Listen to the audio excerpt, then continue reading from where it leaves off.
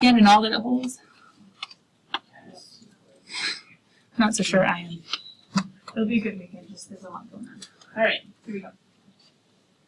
What was this whole page about? What are we talking about in 2.5?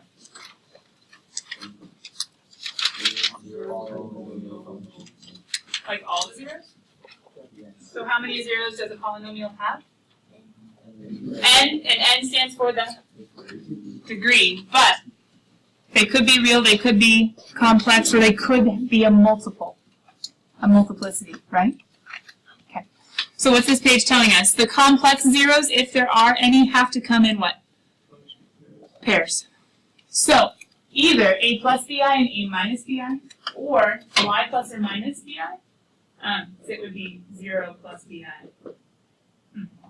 0 plus bi and 0 minus bi. Still a conjugate term. There you go. So yeah, they always come in pairs, but not just any pairs, they always come in plus or minus pairs. And there could be a real part to it, like an a plus and then an a minus. Or it could be just the imaginary part, so you could think of it as 0 plus, 0 minus, just right like that. Okay, that was just kind of a fact. That wasn't a big deal. We'd already done a problem with the complex zero. Already figured out there were 2 of them. Ooh, la, la, la, la, la, la, la, la. But what's going on with this example? We don't have a polynomial. So what do we have? A degree. The fact that all the coefficients are real. Well, I guess that's helpful. Don't really know what they are. That was the last thing, my goodness. 0. Now wait a minute. Hold on. We said every polynomial has how many zeros? N. How many zeros do you guys see? And technically, it's really only 2, right? But if they can count as 3, because -1 multiplicity of 2 counts as 2. So, are they saying those are the only zeros, or that those are zeros? How do I know what the 4th zero is just by what we wrote down the last slide? If we have a positive 3i, what must we have? So they were being stinkers, giving me 1, and assuming that I would figure out. So you mean the other one had to be there too? Yeah. How do we go from zeros to factors? That's how we go from factors to polynomial. How do we go from zeros to factors? Do you know what I'm asking? Right now we just have -1, -1, 3i, and -3i. There's no x anywhere. Is that equal to? Kind of. Or you can think of, I would probably think of it this way. I would think of x minus h, right? Because h would have been, now, h is the vertex, it's a little bit different, but if you're thinking about x minus a, or x minus b, or x minus b, or x minus whatever, whatever number is in this spot is the 0. So it's not x plus the 0, it's x minus the 0. So if I want to start building my polynomial, how can I start building it? X plus 1, quantity squared, minus 3i. Careful. Factors all multiply, right? So x plus 1 times x plus 1 times x minus 3i times x plus 3i. If we need the polynomial, guess what? That doesn't cut it. That's the factorization of the polynomial. They actually want the blank x to the 4th plus blank x cubed plus blank x squared plus blank x plus 9. This is the end. This is the answer. Think of the one on the board yesterday. This was like what we got at the very, very end, but what was the polynomial to begin with? There were no imaginary numbers to begin with. So, Andrew, you said this earlier. Zeros to factors, we have to form them by x minus the 0. But how do we go from factors to polynomial? Let's multiply. Now, what do you guys think is going to be easiest to multiply? X plus 1 squared, x plus 1 squared times one of these guys, or these guys together? Okay, so let's get rid of these imaginary ones. Because it's a difference of squares anyway, right? So then we're going to go ahead and just rewrite the x plus 1 squared. We'll figure that out in a second. How do we FOIL, or what happens when we FOIL? Yeah, we're going to have x squared first. The outer is going to be a plus 3ix, which we could write. The inner is a minus 3ix. What happens? Difference of squares they cancel. And what's the last?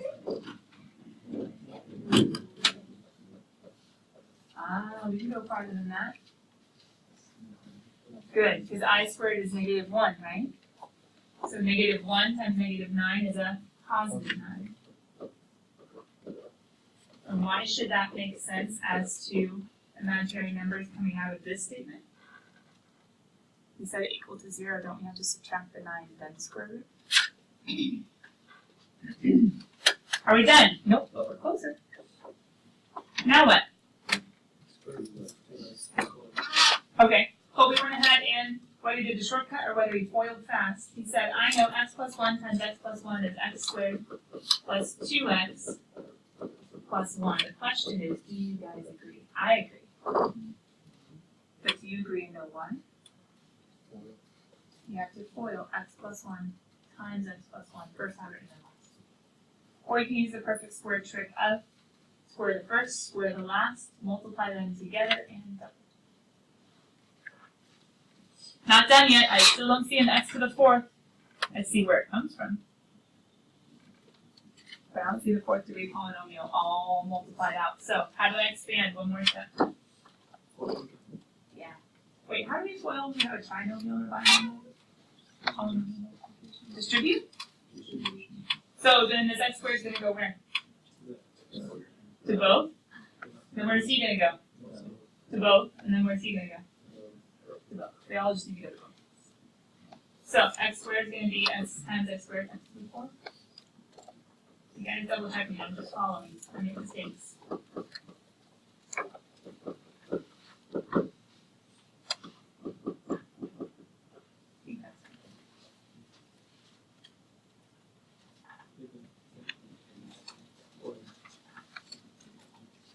Combine my groups.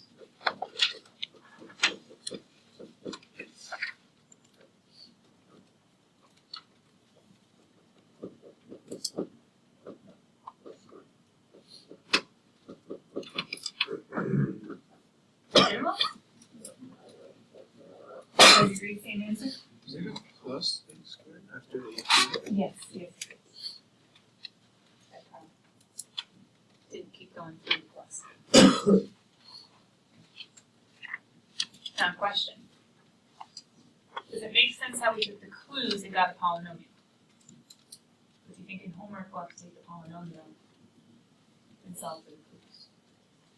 Yeah, that's what we did yesterday on the board, remember? Had that big old polynomial and had to figure out the possible zeros and then had to either plug in or do division to figure out who works and then like to break it down, then to keep factoring if possible, complete the square quadratic formula if necessary. So either in homework you're going from clues to a polynomial or from a polynomial to clues, or what else could they ask about? Terms, facts, tests, etc. Now, what have we talked about so far? We've talked about the rational root theorem. Remember this one, the rational zero test? It's technically a theorem back there somewhere, the root and factoring theorem, I think, from Algebra 2. This just lets us know like what possible zeros to even be testing, to even be trying. We talked about how polynomial division and synthetic division, they can help us, but it could sometimes be easier just to try to plug in and see which ones make zeros. Then we talked about how yesterday, or actually end of yesterday, beginning of today, how complex zeros come in pairs. That could be something that is super important. And we just saw how to take complex zeros, make factors, and actually get what the polynomial was before the zeros were solved for. We figured that all out. Are there any other tests or any other tricks that we need to solve? Well, guys, what's this entire page? Basically just summarizing, hey, this is what or how you should approach any nasty factoring problem. So not a quadratic. You can complete a square or use quadratic formula if it's nasty. But for a cubic or a quartic or a quintic or above, this is my quick summary of things to try. This is my quick summary of things to try. And technically, to be honest, for sake of simplicity, I think on the strategy, I think I would switch these two. I think this one, if possible, is easier than synthetic. It kind of depends on how big the number is, whether it's a fraction or not, as to whether synthetic or plugging in will be simpler. Kind of just depends. As to whether plugging in or synthetic would be simpler.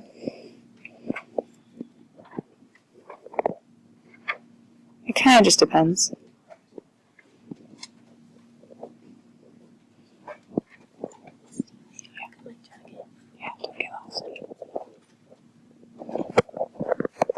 So I went ahead and put the plug-in in above the synthetic just because it's a small number. It'll be way easier to plug in than the synthetic. Technically, we also said yesterday that if or when synthetic is messy, sometimes you can do polynomial division. It's not bad. However, it's this category right here, letter C, that we still need to talk about a couple more tests with. Not to say that they're always useful, not to say that they always make the work that much simpler or that much easier, just to say they can be helpful. There are a couple other tests that are possible to use, or they are possible to be used. And letter D, hopefully you guys realize this is in big old parentheses. However, is the calculator going to be much help to helping me find complex zeros? It can be helpful to help me narrow down. If I can see the graph and I can see about where the zeros happen, like if worst comes to worst, totally stuck, I could graph the polynomial and just say, what am I not seeing? What did I maybe plug in wrong?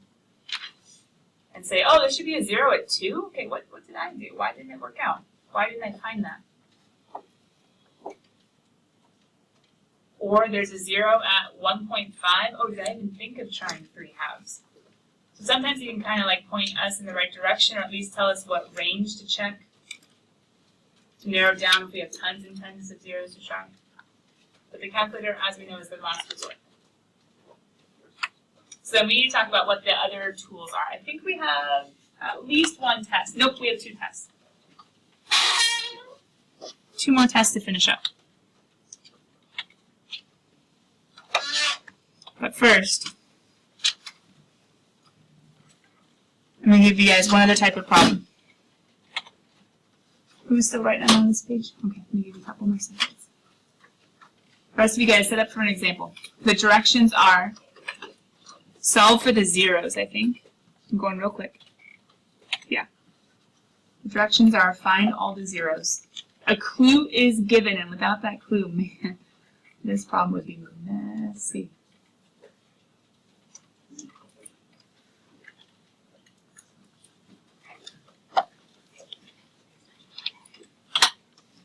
All right. If they give us a clue, and technically I need to change the terminology. Why do I have to say that 1 plus 3i is not a factor? Instead that it's a 0. Why do I have to change that? Does anybody know? What's the difference between a 0 and a factor? Not the fact that there's a plus or a minus. What's the difference between a 0 and a factor? You wrote it in our notes somewhere. What do you see? 10 factors are zeros. Oh, okay. 10 factors.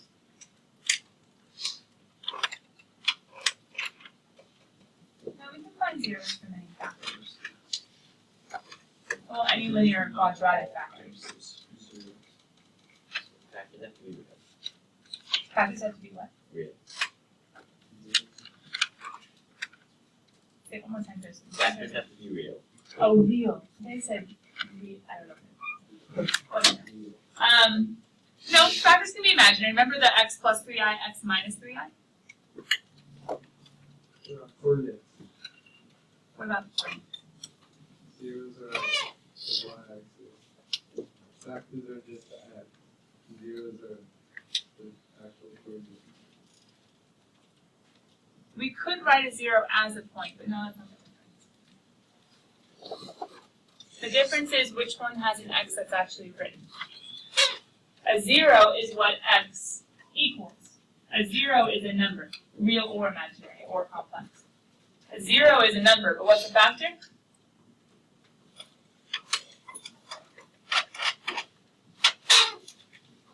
A 0 is a factor is x minus a. Why is this not a factor? Do you see an x in this? Oh, me either, not a factor. If there was an x minus, oh, stink. Well, this is rough. First of all, what have you guys thought about? If 1 plus 3i is a 0, what else do we know?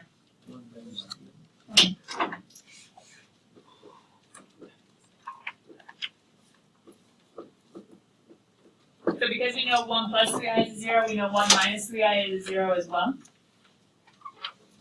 Well, that's cool and all, but has anybody actually thought about trying to break down this guy? What possible zeros should we be thinking about? What do you got?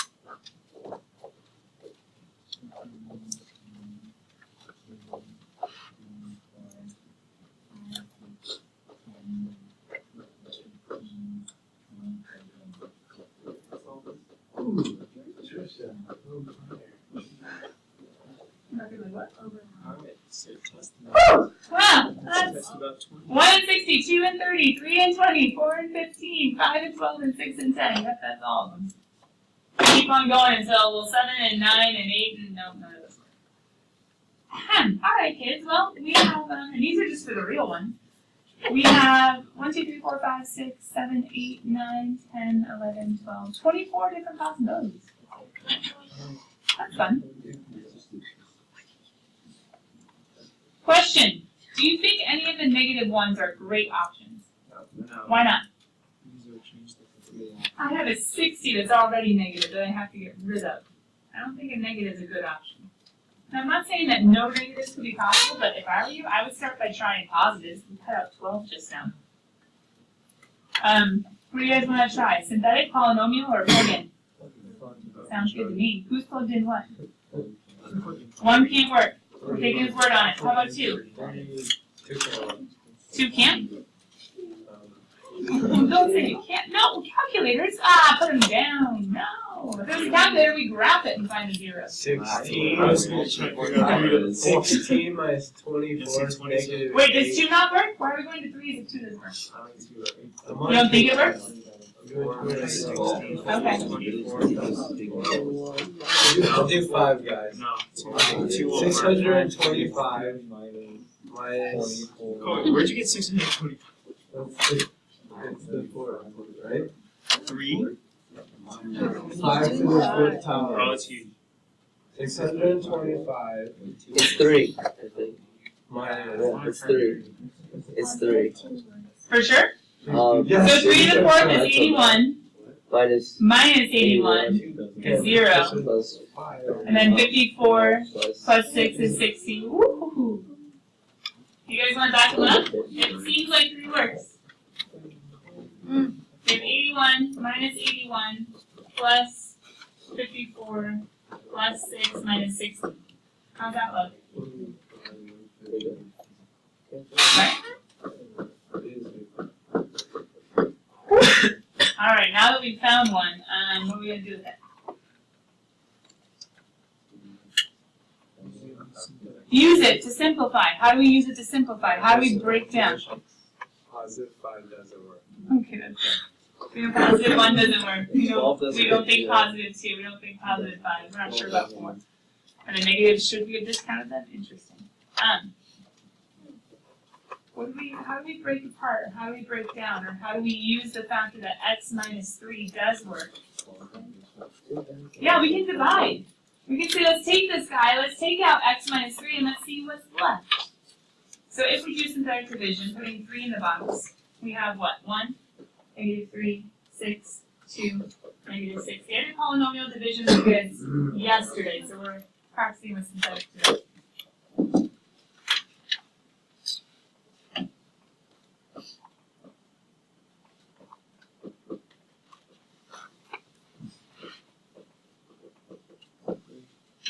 Double check. Oh. Why didn't you put a 0 after the 2? Wait. Oh, the 60? Oh, yeah, I don't know why I brought down a 3. I did multiplication as I brought down the 1. That was silly. Oh, sorry.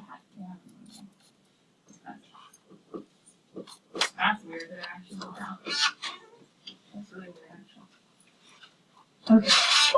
So we can say f of x is equal to x minus 3 times 2. Remember, when we divide, we can say the factors.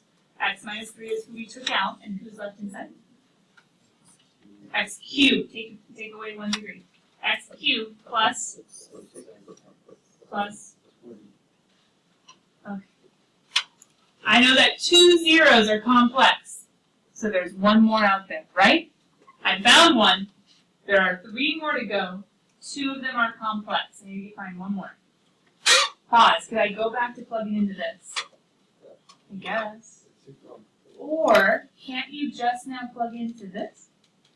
Yes. Huh. All right. 1. No. 2. No. Any positive. Because a positive plus a positive plus a positive, that's not throwing 0. I need to plug in a negative. Oh, there is a negative that works. Negative 1? Negative 2? Negative 2? Negative 2?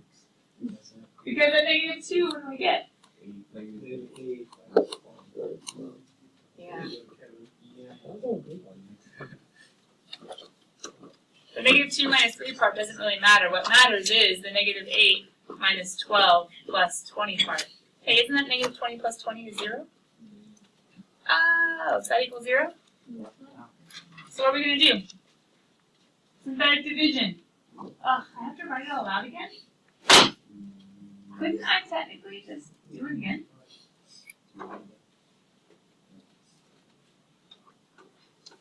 Can you build synthetic divisions on top of each other? The answer is yes. Could you rewrite the whole thing? Yes. But you could actually keep synthetic dividing. Because you already had the coefficients, right? Let's just use them.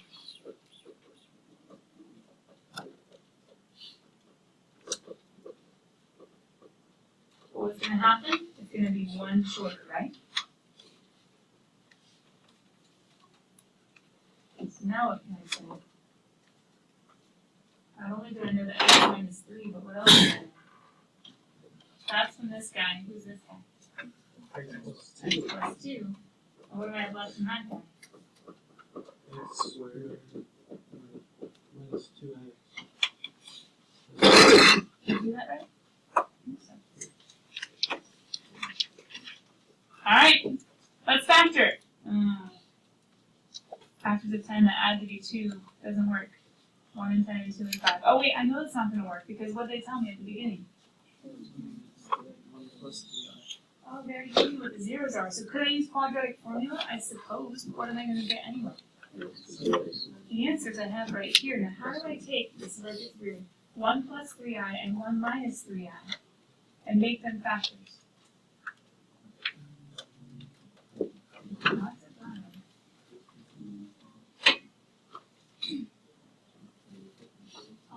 Remember it's x minus the 0? So who's the first 0? Ugh. Okay, it's not pretty, but you're right. What's the second 0? Ugh. Not pretty, but you're right. Could you distribute the negatives? I suppose. Can you combine the 1 and 3 i's? Nope. One's real, one's imaginary. They're stuck separate, they're complex numbers. Do we have the full factorization? And the answer is yes. Oh wait, but what was all that they were asking for anyway? Oh, well then technically I figured out 3 is a 0, I figured out negative 2 is a 0, and from what they gave me I figured out 1 plus or minus 3i are zeros. Well, maybe I didn't have to write the weird factorization thing on bottom. There's another problem I asked you to. So I gave it to you. But do you guys see how I did the exact same thing I did with 3 and negative 2? I did x minus this guy, but the whole thing, and x minus that guy, but the whole thing. I X minus 1 plus 3x, X minus 1 plus 3x. It's gross. How'd we do? If you're still alive and breathing and somewhat tracking, give me a thumbs up. Even though you're cold. Sorry. Too much math. Ah! It's just a Remember how I said there were a couple more tools? Here's one of them. And here's one more. Now, pause. That's the last things that we're covering. 2 extra tools. I want you to write something down, but you don't have to write it word for word, first of all. And second of all, you won't have to memorize it for the test. Okay? But I do want to show you why it's a thing and why it might be a helpful thing. Because in computer programming, there's this thing called efficiency. Your program could do the exact same thing as someone else's, have the exact same capabilities, but if it's slower, whose is better? Yeah, his or hers. So even if you figured out how to do the exact same thing as they can, your program is just as capable. If it's slower, theirs is better. And what makes programs faster or slower? Sometimes the coding, but sometimes usually the number of steps it takes to actually accomplish the task. So the shorter, the sweeter, the simpler the coding, the faster the program, the better the product. And you think about things like, well, silly example, for a really, really, really popular concert, the second the tickets go on sale, what could happen? People buy them and sell them again, but how is that possible? Like you guys are all getting on, like you're all trying. What? Yeah, bots.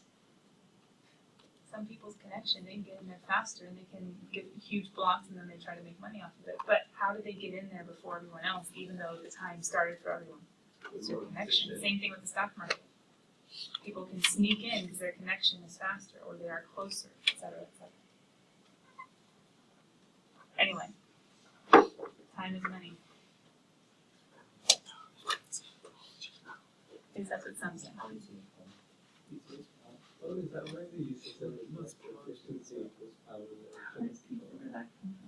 Okay, so ready?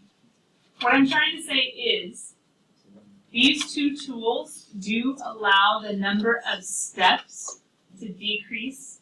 If you guys remember from IBT, that was another section ago, but from IBT we talked about how you can see a sign change from positive to negative. You can see a sign change from positive to negative. There has to be a 0 in between. So a computer program, there could be many different ways to make a program that could find zeros correct to so many decimal places. Because that's what we're trying to do. We're trying to find zeros. We're trying to factor. We're trying to find the real zeros.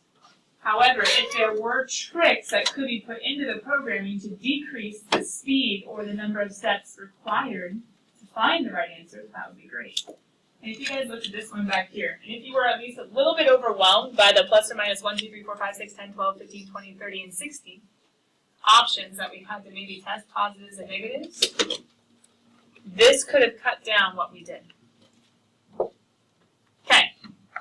Descartes' rule of signs. Descartes, mathematician, a long time ago, philosopher, René Descartes.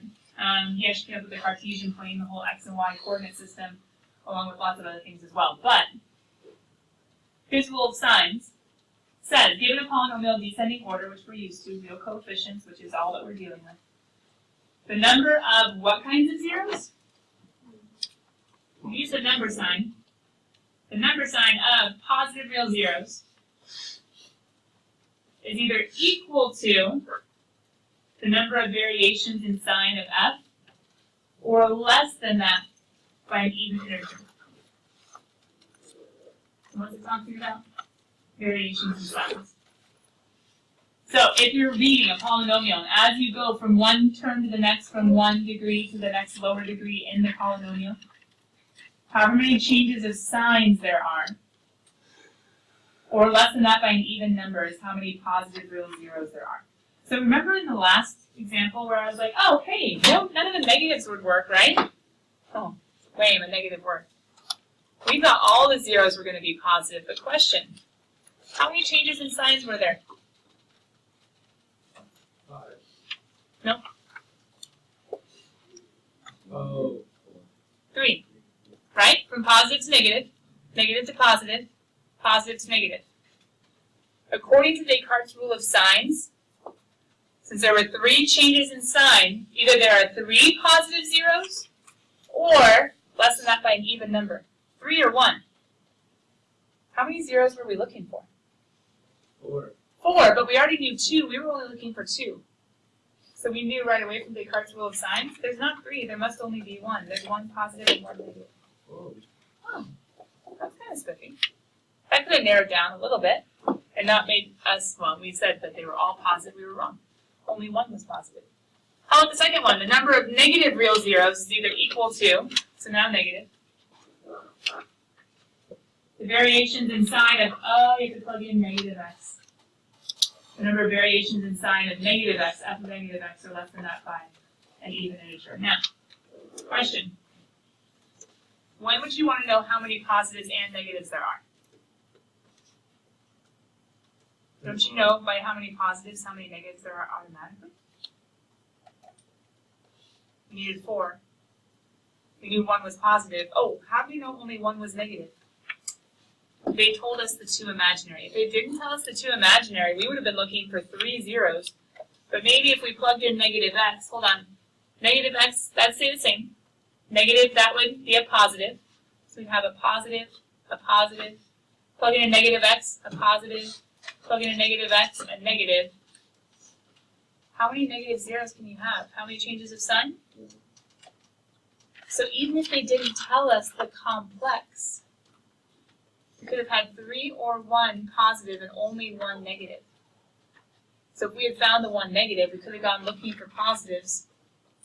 Long story short, we would have run out because 2 of them were imaginary, which are neither positive nor negative.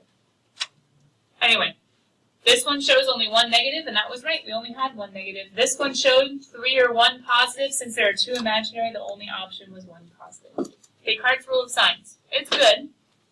I'm not going to have you memorize it, though, because for most of our problems, they're simple enough. Guys, did we even really stress too much about how many positives or negatives would have been that helpful? We were able to plug in 1, plug in 2, plug in 3, maybe plug in 4. We already found one, we could break it down, it just got a lot easier. Because the ones that we're dealing with are simple enough, we haven't necessarily needed to use that. But let's take this one, just for an example. And I'm curious if you guys can use Descartes' rule of signs. Positive says, look at f of x's changes in sign.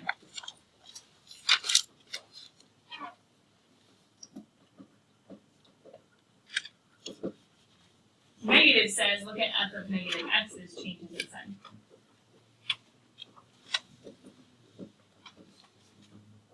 So cool, kids. How many changes in sign for that f? None. Which means, how many positive zeros? 0. Less than that by an even? No. 0 is the lowest we can go. How many positives? 0. But did you guys realize when I was asking you? I was just using logic when I said, hey, if there's a plus and a plus and a plus, we're not going to need a positive 0. That's not going to help. We already thought through this. We just didn't have a rule behind it as to why it was true. We just used logic. How many negative zeros? As you go from, plug in a negative x, that'd be a negative. That'd be a positive. Not 3. Ooh. You see what I did? Let me show the work. Let me show the work. If I plug in f of negative x, I know why you said 3. But it's not 3. This is going to be a negative 2x cubed. This is going to be a positive 3x squared plus 1. How many changes in sign are there? So how many negative zeros? 1 or less than that by 2. That goes negative. That doesn't help. So before we even start the problem, we know the positive zeros, nope, not at all. Negative zeros, there is 1. If we want to do our possible zeros, we could do plus or minus. Well, 1 is 1. And then 1 and 2. You know, not to check the positives, we can just forget all those. Check negative 1, check negative 1/2. negative 1 doesn't work. Negative 1/2. What does that mean if this is a cubic and there are 0 positives and there's 1 negative? 2 imaginary, 2 complex. So before we even start, we know we're only looking for 1. No positives, only 1 negative, and then 2 are complex. Do you want to double check my math? Negative 1 doesn't work, right? And then negative 1/2, I don't think that works either, because that's negative 1/8 times 2 is negative 1/4. Negative 1/4 plus 1 is 3/4. That's going to be a positive. Nope, neither of those work. What does that mean?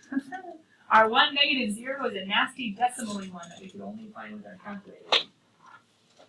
How will we get our complex ones after that? Man, good thing they didn't ask us to do that part. So, what does this say?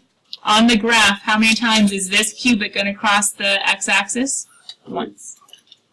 At some nasty decimal. Okay, last tool. Last tool. Upper and lower bound rules. This one basically says, oh no, you have tons of different possible zeros. You have tons of different possible zeros. How can you figure out the highest 0 that's even plausible, so you can like not worry about the ones on the upper end, and the lowest 0 that's even plausible?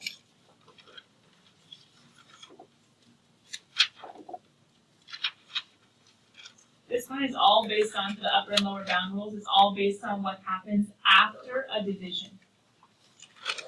So let's say that you find a factor and you divide.